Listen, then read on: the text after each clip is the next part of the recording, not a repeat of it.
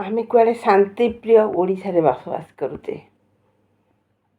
ଏଠି କୁଆଡ଼େ ନାରୀକୁ ବହୁତ ସମ୍ମାନ ଦିଆଯାଏ, ନାରୀ ଶକ୍ତିକୁ ପୂଜା କରାଯାଏ। ଏଇ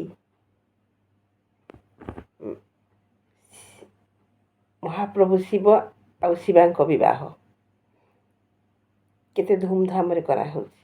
ଏଠି ନାରୀ ଶକ୍ତିକୁ ବହୁତ ମାନନ୍ତି, ଆଉ ସେଇଭଳି ରାଜ୍ୟରେ ଏଭଳି ନିନ୍ଦନୀୟ ଘଟଣା ବି ଘଟିପାରେ। ମୁଁ କହୁଛି ରାୟଗଡ଼ ଜିଲ୍ଲାର କଲ୍ୟାଣସିଂହପୁର ଥାନା ଇନ୍ତାଲିଗୁଡ଼ା ଗ୍ରାମ, ସେ ଗାଁର ଘଟଣା। ଆପଣ କୁହନ୍ତୁ କେତେ ହୃଦୟ ବିଦାରକ। ଦିଲ୍ଲୀରୁ ଗୋଟେ ଝିଅ NGOରେ ଇଣ୍ଟର୍ନସିପ୍ ପାଇଁ ଆସିଛି। ତା'ର ଗୋଟେ ପୁରୁଷ ବନ୍ଧୁଙ୍କ ସହିତ ସେ ରାତ୍ରିରେ ଯାଉଛି ଗାଡ଼ିରେ। ତାକୁ ପିଲା ଚୋର ଭାବି ହଜାର ହଜାର ଲୋକ ଆକ୍ରମଣ କରିଛନ୍ତି। ଗୋଟିଏ ଯୁବତୀକୁ ହଜାର ହଜାର ଲୋକ ଆକ୍ରମଣ କରିବେ, ଏଇଟା ଯେମିତି ମନେ ପକାଇ ଦେଉଛି ଦ୍ରୌପଦୀଙ୍କ ବସ୍ତ୍ରହରଣ କଥା। ଏମିତି ଦିନେ ଏଇ ବସ୍ତ୍ରହରଣ ଧ୍ୱଂସ କରିଥିଲା ଗୋଟେ ଇତିହାସକୁ। ଆପଣ ଦେଖନ୍ତୁ, ଆମେ କେତେ ଧ୍ୱଂସାଭିମୁଖୀ ହେଉଛେ, ପୁଣି ସେଇ ଜିନିଷର ପୁନରାବୃତ୍ତି ଘଟୁଛି। ଯେଉଁଠି ନାରୀକୁ ପୂଜା କରାଯାଉଛି ସେଇ ଦେଶରେ ଆଜି, ସେଇ ରାଜ୍ୟରେ ଆଜି ଗୋଟିଏ ନାରୀକୁ ଏତିକି ଆକ୍ରମଣ।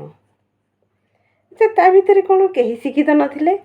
କାହାର ମୁଣ୍ଡରେ ବୁଦ୍ଧିବୃତ୍ତି ନଥିଲା? କେହି ଜାଣିପାରୁନଥିଲେ? ମୁଁ କହୁଛି ସେ ଗୋଟେ ନାରୀ, ସେ ଯୁବତୀଟି ହେଉଛି ଗୋଟେ ପିଲା ଚୋର। ତଥାପି ସେଠି ତ କିଛି ପିଲା ଚୋରି ହେଇକି ନଥିଲେ। ଯଦି ହେଲା, କ'ଣ ଆମେ ଏତିକି ମାତ୍ରାରେ ତାକୁ ଆକ୍ରମଣ କରିବା, ତାକୁ ବିବସ୍ତ୍ର କରିବା? ସିଏ ଯାଇକିରି ଏତେ ରାଗ ଏମାନଙ୍କର, ସେ ଯାଇକିରି ଗୋଟେ ବାଥରୁମ୍ ଭିତରେ ପଶିଥିଲା। ଆଉ ଆ ଭିତରେ ମୁଁ ସାଲ୍ୟୁଟ୍ କରିବି ସେଇ ଭାଇଙ୍କୁ, ଯିଏ ଏତିକି ବୁଦ୍ଧି ଖଟେଇକି ଏତିକି ଗହଳି ଭିତରେ ତାକୁ ରେସ୍କ୍ୟୁ କରି, ଯେଉଁଠି ପୋଲିସ ପାରୁନଥିଲେ ସେଠି ସେ ତାକୁ ରେସ୍କ୍ୟୁ କରି ତାଙ୍କ ନିଜର ଟି-ସାର୍ଟକୁ ତାକୁ ଦେଇଥିଲେ ପିନ୍ଧିବାକୁ। ଆପଣ ଚିନ୍ତା କରନ୍ତୁ, ଧର୍ମ ନଥିଲେ ଦୁନିଆ ଚାଲନ୍ତାନି। ଆଉ ସେ ଭାଇ ହେଉଛନ୍ତି ସେଇଭଳି ଗୋଟେ ଏକ୍ଜାମ୍ପଲ୍। ଆମେ ଯଦି ଏତିକି ରେସିଓ ଦେଖିବା ଯେ ଏତେ ହଜାରେ ଲୋକରେ ଗୋଟିଏ ଲୋକ ବାହାରିବ, ଆଉ ଗୋଟିଏ ଯୋଡ଼ିଏ କ'ଣ ଜଣେ ତା'ର ସାଙ୍ଗ ଭିଜୁଆଲ୍ ନେଉଥିଲେ, ଆଉ ଜଣେ ବି ତା ଭିତରେ ଚେଷ୍ଟା କରୁଥିଲେ, ବିଫଳ ହେଉଥିଲେ। ତାଙ୍କୁ ବି ମୁଁ ଧନ୍ୟବାଦ ଦେବି। ସେ ଚେଷ୍ଟା ତ କରିଛନ୍ତି। ଏତିକି ଅମଣିଷଙ୍କ ଭିତରେ ତାଙ୍କ ଭିତରେ ତ ମାନବିକତା ଥିଲା। ତେଣୁ ସେ ତାଙ୍କୁ ନିହାତି ଧନ୍ୟବାଦ ଦେବି। ସେ ମାଆଙ୍କୁ ବି ଧନ୍ୟବାଦ ଦେବି, ଯାହା ପାଖରୁ ସେ ଜନ୍ମ ହୋଇଛନ୍ତି। କ'ଣ ସେ ନାରୀଟି କ'ଣ ବୋଲି ସେ ଭାବୁଥିଲେ? ଜଣକୁ ବିବସ୍ତ୍ର କରି ଏତେ ମାଡ଼ ମାରି, ଏତେ କ'ଣ ମଣିଷ ଆମେ?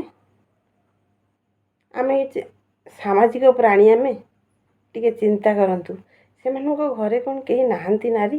ସେ କ'ଣ ନାରୀକୁ ସମ୍ମାନ ଦେବା ଶିଖିନାହାନ୍ତି, ନା ତାଙ୍କ ଘରେ କେହି ଶିଖେଇ ନାହାନ୍ତି? ମୁଁ ତ କହିବି, ଯେଉଁମାନେ ନାରୀକୁ ଫିଜିକାଲି, ଭଗବାନ ନାରୀକୁ ନିଶ୍ଚିନ୍ତ ଭାବରେ ପୁରୁଷଠାରୁ କିଛିଟା ଫିଜିକାଲି ତଳେ ରଖିଛନ୍ତି। କିଛି କେସ୍ରେ ଯେଉଁମାନେ କିଛି ଡିପାର୍ଟମେଣ୍ଟାଲି କିଛି ଗୋଟେ ସର୍ଭିସ୍ କଲେ, କି କିଏ ସେ ଗୋଟେ ଗଲେ, ମାନେ ସେମାନଙ୍କର ପର୍ସନାଲ୍ ଲାଇଫ୍ରେ ସେମାନେ କିଛି ହେଇକି ଯଦି ଦକ୍ଷ ହେଲେ ଅଲଗା କଥା। କିନ୍ତୁ ଏମିତି ନାରୀ ହେଉଛି ଫିଜିକାଲି ପୁରୁଷଙ୍କ ଠାରୁ କମ୍ ବଳଶାଳୀ। ଏଇଟା ଆମେ ସମସ୍ତଙ୍କୁ, ଏଇଟା ନେଚର୍ର, ଏଇଟା ଆମକୁ ଯାହା ଦାନ। ତା ବୋଲି କ'ଣ ଆମେ ଆମ ପୌରୁଷତ୍ୱକୁ ଏଇପଟେ ଦେଖେଇବା? ଏଇଟା ଦେଖି ଚିନ୍ତା କଲେ ମୁଁ ତ କହିବି, ଏଭଳି ପୁରୁଷମାନଙ୍କୁ, ଯେଉଁମାନେ ଗୋଟେ ନାରୀର ଆଖିର ଲୁହକୁ ଫିଲ୍ କରିପାରୁନାହାନ୍ତି, ଗୋଟେ ନାରୀକୁ ଅସୁବିଧାରେ ପକାଇକି ପୌରୁଷତ୍ୱକୁ ଦାବି କରୁଛନ୍ତି, ଆଉ ନିଜକୁ ସଫେଇ ଦେଇ ନିର୍ଦ୍ଦୋଷ ବୋଲି ନିଜକୁ ଜାହିର କରୁଛନ୍ତି, ସେଭଳି ଲୋକଙ୍କ ପାଖରେ ଭଗବାନ ନାରୀର ସାନ୍ନିଧ୍ୟ ବି ଦେବା କଥା ନୁହେଁ। ସେ ଘରେ ନାରୀର ସୃଷ୍ଟି ହେବା ବି କଥା ନୁହେଁ। ନାରୀଠାରୁ ସେବା ପାଇବା ସେମାନଙ୍କର ଯୋଗ୍ୟତା ହିଁ ନାହିଁ। ବିଚାର ଆପଣମାନଙ୍କ ହାତରେ। କେତେ ଖରାପ ଏ ପରିସ୍ଥିତି ହେଉଛି, ସମାଜ ପାଇଁ ଏଇଟା କେତେ କଳଙ୍କ, ସେଇଟା ବିଚାର ଆପଣମାନେ କରିବେ। ରହୁଛି।